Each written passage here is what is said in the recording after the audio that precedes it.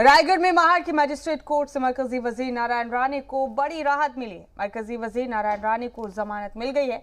कल देर रात नारायण राणे को महाड़ कोर्ट से जमानत मिली। राणे को 30 अगस्त और 6 सितंबर को रायगढ़ में पेश होने के लिए कहा गया है। कल ही नारायण राणे को सीएम उद्धव ठाकरे को थप्पड़ मारने की बात कहने के मामले में रत्नागिरी के चिपलून से गिरफ्तार किया गया था।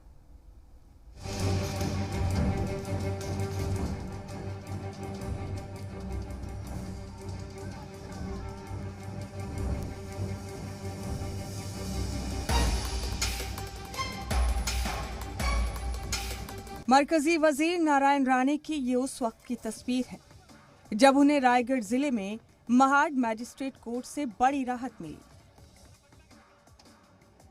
महाड़ की मैजिस्ट्रेट कोर्ट से देर रात जमानत मिलने के बाद नारायण राणे रायगढ़ से रात 12 बजे मुंबई के लिए निकले और सुबह 5 बजे के करीब जुहुआके अपने बंगले पर पहुंच गए। इससे पहले महाड़ कोर्ट ने पुलिस की 7 दिन के रिमांड की मांग खारिज करते हुए उन्हें जमानत दी और कोर्ट में राणे के वकील ने उनकी खराब सेहत का हवाला देते हुए उन पर दर्ज मामलात को सियासत से मुतासिर बताया।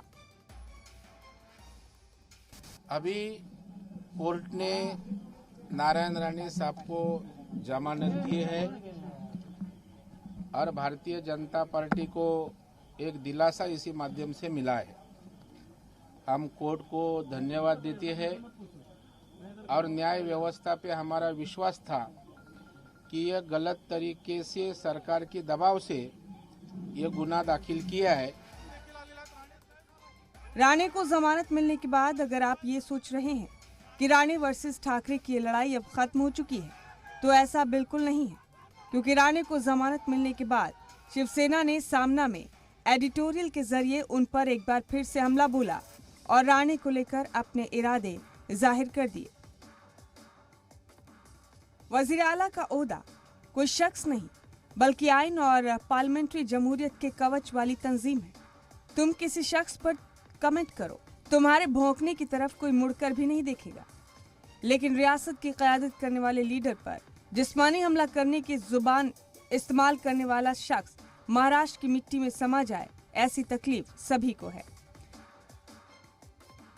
राणे की गिरफ्तारी के बाद से ही बीजेपी भी उद्धव सरकार पर हमलावर है और बीजेपी सदर ने तो बाकायदा उद्धव सरकार को ना ही डरने और ना ही दबने का इंतबा दे दिया।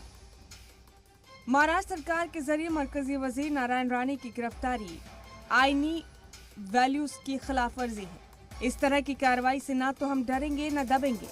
भाजपा को जन आशीर्वाद यात्रा में मिल रहे बेशुमार हिमायत से ये लोग परेशान हैं। हम जमहूरी ढांचे से लड़ते रहेंगे, यात्रा जारी रहेगी।